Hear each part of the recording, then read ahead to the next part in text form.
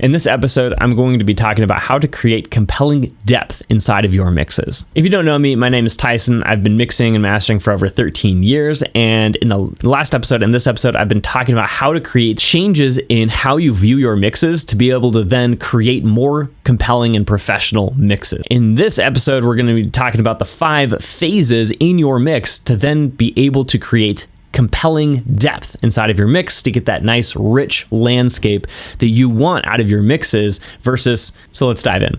The first thing I need to cover is the idea of depth is actually just all psychoacoustics. What I mean by that is that there are 2 speakers producing your mix, and they are about 3 feet away from you in a normal mixing environment most of the time. And in reality, the entire mix is only 3 feet away from you. So we need to basically utilize what exists in real life to be able to imitate some sort of depth or distance inside of our mix to then be able to create this contrast between the things that are close and things that are far away in order for something to appear to have depth, right? Because it's in reality, nothing has depth in a mix, but we need to create depth in the mix psychoacoustically. This kind of opens up the world of there are 4 ways to create depth, which we're going to be covering here in the 5 phases to create depth in your mix. But before I do that, I want to nail this idea of contrast home with you before we dive into that. So when I was a kid, I thought my dad was really tall, and it was great, right? You know, I wanted to be big and strong and tall like dad was. And then at a certain point, I realized that my dad really wasn't very tall. He was only 5'6". And so comparatively to most of the other men that I saw walking around in the big wide world, my dad was actually pretty short. And so it shifted my perception of what was tall. Because before, my only comparison was myself. And obviously, as a 4 or 5-year-old boy, I was not very tall. And so my dad was the easiest comparison that I had for somebody who was really tall. And so this is the idea, though, is that we need to create this contrast because to be able to create this feeling of depth inside of our mixes, because if I have, let's just say a snare, and the snare is the front of my mix, I want that to be the thing that feels the closest to me. And then I'm going to be able to create this feeling of depth with all the other elements inside of the mix because they're going to be all sitting behind the snare inside of the mix. Even if the snare is not very loud, if I have something else that's really quiet, that sounds really far away in my mix, the snare is going to feel bigger than it actually is. So this is the secret to depth, and also the secret to a lot of mixing and how to make your mix feel larger than life is this comparison idea. Because if we have everything in our volume balance, let's say, at an equal power in the mix, then we're not actually going to be able to create this sense of depth because everything will feel close and therefore nothing will actually feel close. It'll just feel flat. So while you'll be able to hear everything in your mix, it won't actually be compelling. Let's talk about depth. How do we actually create this depth in the mix? The first thing that I needed to cover is the 3 parts of depth.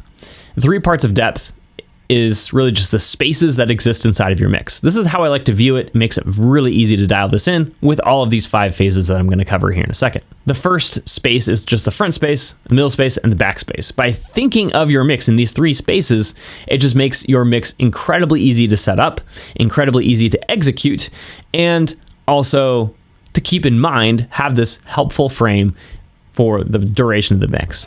Okay, so let's dive in on the first phase on how to create depth in your mix. The first phase is volume. So this is the first thing what we do inside of our mix. We load up our tracks, we gain stage a little bit, and now we're diving into the volume balance, or the static mix if you prefer, though, that term. The volume balance is really tricky because most people want to be able to hear everything inside of the volume balance because it's so critical to get this right, which that is correct. But the problem is they want to hear everything inside of the mix. That's a mistake. If we're able to hear everything, that means that everything is relatively in equal volume in the mix. Because remember, we haven't EQ'd yet. We haven't compressed yet. We haven't done any relational EQ. We haven't done any reverb or effects. A lot of our elements are going to be hidden in the volume balance because those other processes are working on creating that separation, kind of stretching the mix wide, deep, and just creating frequency balance and space for every element to exist. So we're reducing masking, we're reducing issues with dynamic processing that are potentially covering up other elements, things like that. So the volume balance, if you can hear everything in your mix, assuming we have a relatively dense mix, right? There's more than 10 tracks. If you can hear everything distinctly inside of the mix, you likely don't have depth in your mix. And therefore, it's going to be really, really hard to set up later in the mix. I've already used up our biggest lever and haven't actually utilized our biggest lever to be able to create depth inside of the mix. So when I'm doing the volume balance, I'm going to be thinking of those three spaces. So the front, middle, and back, I'm going to bring up those front elements first. So that's going to be the kick and the snare, maybe the vocal. And then I'm going to be setting up the next space in the mix, which is the middle space. I'm going to bring up all those other elements. Let's say it's a rock mix. And so I have a guitar, I have a bass, I have some toms, some cymbals, some hi-hats, things like that. And then I have the back space, which is going to be covered up with mostly any pads that I have in the mix, maybe some ear candy, lead guitar stuff, or anything else that's not really critical inside of the mix. And sometimes there won't be any elements in the back space at either points in the song or at all. And we're going to be covering how to actually fix that issue in a later phase. So after we have our volume balance set up and have already had this inkling of depth inside of our mix, it's time to move on to the next phase, which is tonal EQ. Tonal EQ has two main goals inside of our mix. It's to fix the tone of each individual element and accentuate what's great about them and hide what's not necessarily great about them as individual elements. And then also, we're trying to create a better sonic balance overall. This is not related to relative EQ, which is focused on masking. So we're not focused on, if the lead guitar is covering up the vocal and vice versa. We're focused on creating an overall good distribution of all the frequencies inside of our mix. So we want an equal representation of all the different frequencies that we can hear inside of our mix to be able to create a compelling and full sounding mix. Because if there's just one random frequency that's missing, our mix is going to sound a little funky. Tonal EQ is the biggest tool to be able to start fixing those types of issues inside of our mix. The key when it comes to depth is now that we have these three spaces in mind, right? I've kind of mentally or physically maybe tagged each of those elements into one of those three spaces inside of the mix, whether that's the front, the middle, or the back. With our tonal EQ, I'm going to be intentional about creating perception of distance or closeness with EQ. How you do that is just more or less top end brightness to the track. Another way is the 3 kilohertz range is kind of the magic presence or focus inside of the frequency spectrum, because that is actually technically the loudest part of the frequency spectrum that we perceive as humans. And so by turning up the 3 kilohertz range, it has a perception of closeness of presence that otherwise doesn't exist. But when we're looking at actual acoustics, the top end, so anything 10 kilohertz plus, is really what's determinant of closeness, because things that have those high frequencies, they move really, really fast, and therefore they run into a lot of other particles and then they die off very quickly. So if you've ever heard a train that's really far away, you can hear the low rumble of the tracks. You can hear the kind of the beefy low end of the horn, but you can't hear that really shrill part of the horn or the clickety clankety necessarily when it's really far away. And that's because those top end frequencies, they die off, they hit trees and they just hit other air particles and die off very quickly, versus those low frequencies, they tend to travel through space really far and can travel miles because they just run through walls, they run through trees. It doesn't really matter. It's very difficult to stop those waves. So with this in mind, it's very easy to be able to create a perception of distance or closeness with EQ. All we're doing is those items that are in the front, I'm going to be intentional to make sure they're bright enough. If they're already bright, then I may not need to add anything more to it, but that's going to be a question of should I add more or less brightness to this element? Things that are far away, if they have a lot of brightness to them, I'm probably going to back that off a little bit just to be able to make them feel a little bit further away. If you're struggling to get that industry standard quality for your mixes, then go ahead and check out my book, The Objective Mix. It teaches you the objective standards of how to get an industry standard quality mix. There's a link in the description if you are interested in that. Let's get back to the video. Third phase of depth inside of our mix is compression. So compression is the least powerful tool that we have to be able to create depth inside of our mix, but it should not be ignored entirely. So I have a 5-step process for processing dynamics in the mix, which I'm going to be covering in a future episode. But for the purposes of this episode, there are 3 main stages of compression that I create for a mix. I have consistency compression, which just makes the track overall more consistent note to note. Then I have thickness compression, which is then making those signals thicker, as the name would imply. This is actually the lever to make things feel further away. But we don't want to sacrifice some of those other elements, such as our vocals, because our vocals should be pretty thick inside of our mix to be able to keep them present and upfront inside of the mix.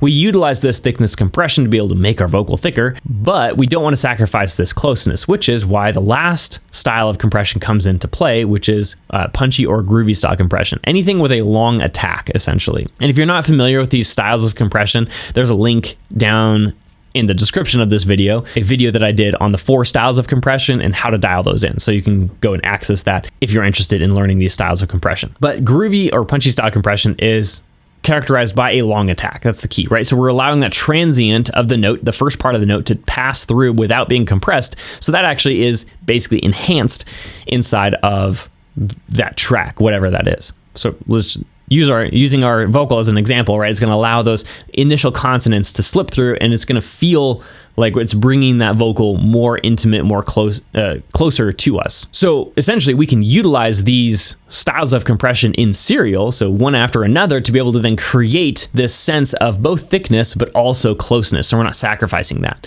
But if I'm treating, let's say, a harmony vocal, I'm definitely going to leave at thickness compression, and I'm not going to add that last layer of either punchy or groovy style compression because I don't want to bring that closer. I'm just going to leave it in the back. It's fine if it's thick.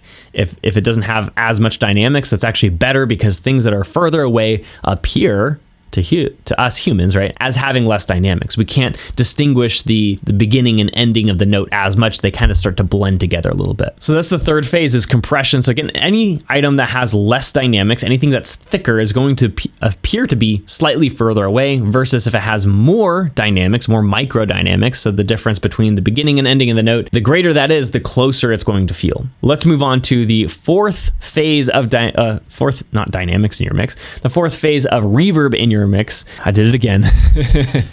The fourth phase of depth in your mix, which is reverb, and specifically setting up the reverb depth matrix. So I have another video covering this. So if you want to check that out down below, it'll teach you actually how to set this up. But the idea, the concept behind this is really powerful, because reverb is one of the biggest tools that we have outside of volume of telling distance between things, because it's a natural inclination of when I'm inside of a room, I can tell where something is at, whether it's close or far away to me, not only because of the volume and the brightness of that sound, but also the way it reflects around the room. So we can essentially adjust these various parameters that create depth inside of a mix to both create glue inside of the mix and cohesion inside of the mix, because we're using the same exact room reverb in these 3 spaces, the front, middle, and back. So not only does it feel like everything's in the same room, we can adjust those individual parameters to be able to create something that feels close to us versus something that feels far away. And so one of the biggest myths that I hear and see of people just really getting wrong with reverb is that the tail does not equal distance. So the tail of the reverb, so how long the reverb is, or reverb decay, is not the same as how far away that element is. One of the core things that took me so long to figure out, and I'm really sad that I didn't figure this out earlier. In order to use reverb effectively, we need to know the 3 parts of reverb that create distance inside of a track. And again, there's a more detailed video down below if you want to check that out. But the quick explanation is that there are 3 parts that create depth inside of a reverb comparatively to the direct signal that create depth. And so it's going to be the pre-delay, it's going to be the early late reflection balance, and it's going to be the balance between the direct sound and the reverb itself. What do I mean by those? So the pre-delay is really just the distance between when you hear the direct sound versus when you hear the first reflections. And so if I'm close to you, if I'm say an inch away from you and I tell you something, you're going to hear the direct sound right away. It's only an inch away, so you're going to basically hear it immediately. But the early reflection is going to be that first reflection of a wall, a ceiling, a floor, etc. So that's going to take a minute because that has to travel from my mouth to the floor and then back up to your ear before you actually hear that first reverb reflection from my voice. So that is pre-delay. The longer that pre-delay is, closer that will appear to be. So the longer the pre-delay, the closer it is. Again, there's more videos down below if you want to get a more detailed explanation of that. The second way to create depth with reverb is through the early late reflection balance. So the early reflections is basically what I was talking about with the first reflections, right? So you can almost say the early reflections is the first reflections. And those are the first most distinct reflections that you'll hear in reverb are going to be louder than the late reflections if something is close to us. So essentially we have a stair step. So the direct sound is really loud. The early reflections is the next loudest, and then the late reflections are really, really quiet. Then the last way to create depth with our reverb is the overall change between the direct sound and the reverb as a whole. So both the early and late reflections combined. So the further away something is, really the more of those late reflections you hear, which is why people think oftentimes that a longer tail will make something feel further away. And that is because you inherently are adding more late reflections to the sound. By utilizing these 3 tools of depth inside of reverb, we can then create compelling depth with these 3 spaces. We can use the same room, again, creating cohesion in the mix, but yet still creating separation because we have these front, middle, and back spaces that then are even stretched just a little bit more inside of our mix. And I used to teach this as a kind of a standalone concept, as you'll see below. But the problem with viewing this as a standalone concept is that it's only one of the 4 levers that we can use inside of our mix to create depth. Or really 5. Let's just say it's 5. It's only one of the 5 levers. And so it's alone, it's powerful, but it's lacking some of its potential by including these other steps that I've already talked about. And the next step, which is phase 5, which is effects inside of your mix. When I was talking earlier about there may be no items in the back of your mix, this is where we can fix that. So effects are really, really powerful to create this feeling and sense of depth inside of our mix by creating elements that don't already exist in the mix to then create that contrast for us. Remember that contrast is the key to create distance in the mix or depth in the mix because we have something that's up front, we need something behind it. Be able to contrast that to make it feel bigger than it really is. One of the easiest examples that I can give you is if we have a very basic mix. Let's say we have an acoustic guitar and a vocal, and that's it. That's all the items in our mix. We have our vocal, which is probably the main thing, and our acoustic guitar, which is probably the second thing. And so we have both of those. Maybe the vocals in the front space, maybe the guitar's in the middle space, but there's really not that much contrast between them, right? There's not very much depth. And so what we can do is we can create a sense of depth by creating another element inside the mix. Let's just say I create a slapback delay on my vocal. This is my favorite vocal technique to do because it creates this sense of depth with the vocal itself, and it creates this sense of wetness to the vocal without actually sacrificing the vocal's place in the mix, which is up front. Because oftentimes I will hear somebody who wants to add reverb to their vocal because they're like, oh, I love reverb on vocals. And then they put it directly on the vocal. And what that does is push the vocal back inside of the mix because these two things are so related, right? The reverb and then the vocal, that then it just makes it feel further away. Even if it's loud, it still feels further away. To combat this, what I like to do is do a slapback delay. So this is adding about 100 milliseconds or so delay from the vocal before we add more stuff to it. So we have the vocal, it goes to a bus that has that slapback delay on it. So it's delayed by about 100 milliseconds. I often offset that a little bit between the right and left channel to create some some stereo width from the vocal, especially if I only have one vocal track. And this will both thicken up the main vocal, but also separate any effects that we use on that from the main vocal. So now I can add my compression. So I add some thickness compression to be able to make it feel a little slightly further away. I use some EQ to darken it a little bit. So again, it feels even more far away. And then we also use volume, right? So this slapback delay is going to be really quiet, almost imperceptible in the mix because I want it to feel far away as possible. Last, I'm also going to add some reverb to it, and then I'm going to intend to add some reverb that feels far away. With all of those things combined, right, all of a sudden this effect feels like 100 feet away, right? It's way back there. And it creates that contrast with the main vocal. And the key distinction is that because we have this 100 millisecond delay between the main direct sound and the actual effects that we've been adding to it, is it separates them, because we don't ever hear early reflections, or we don't hear any pre-delay. You don't really hear pre-delay, you hear the reflections. Anyway, there are no pre-delays that are really longer than 50 milliseconds in real life. Well, technically they exist. We don't associate the direct sound and the reflection. So by separating it by 100 milliseconds, we've completely separated the direct sound from that effect, and we don't relate the two, so it doesn't push the main vocal back, which is super powerful.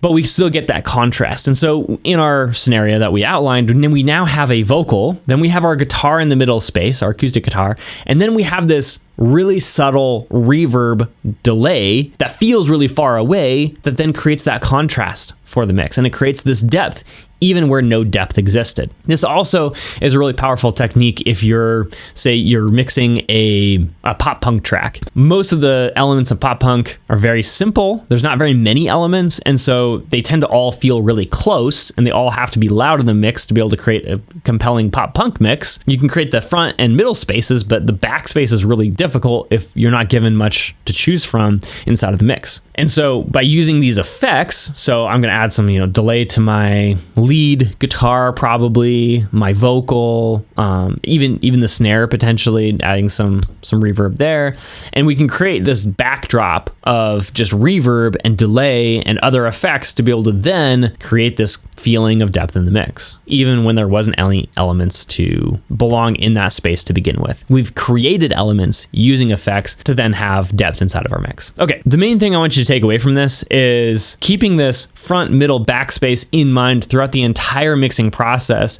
is one of the most powerful things you can do to create depth inside of your mix. And if you only use one of these, then you're likely not going to have a very compelling depth inside of your mix. There's lots of resources down below if you want to access those to learn more about any one of these concepts, but let me know your comments down below. Was this helpful? Was it not? Should I keep making these? Should I not? And I look forward to reading all of those. Then you're probably already producing and mixing your own music. And if you're unable to get that professional sheen or quality or vibe for your songs, then I want to let you in on a little secret. Most mixers are trying to compensate their lack of professional mixes by getting more plugins, by using more advanced tips or tricks or techniques in their mixes, or relying on buying more professional gear in order to compensate for their lack of quality mixes. But in reality, most mixers' core problem is actually mixing subjectively, or approaching mixing from just a creative mindset entirely. Obviously, mixing is still a somewhat of a creative skill. It's actually far more objective than most people realize. Because if we think about it, everyone agrees on what a professional mix actually is. If that weren't the case, then it would be an entirely subjective field. But in reality, mixing is actually incredibly objective because everyone agrees on what a pro song sounds like. And so mixing objectively can actually help you avoid being your own worst enemy inside of your mixes, and ultimately allow you to just check all of the boxes that a professional mix should check, and then your mix will sound objectively professional. And so if you're mixing your own music and you're motivated to actually learn the objective skill of mixing, and if you want to ensure that your music sounds pro, then I would love to help you out by teaching you the 5 objective standards that everybody is judging your mix by, and how you can use objective mixing to solve those 5 problems inside of your mix, and then also how to do all of that in under 3 hours per song without pro gear, premium plugins, or utilizing templates or presets. So this is something that piques your interest, then go to theobjectivemix.com to order my brand new book, The Objective Mix. This will teach you how to mix objectively professional mixes every single time you sit down to mix. This provides you with my entire mixing workflow, along with all of the breakthrough lessons that I've learned in the last 16 years of mixing music. So if that is interesting to you at all, then again, go to theobjectivemix.com or click the link right below this video. Can't wait to see you on the inside.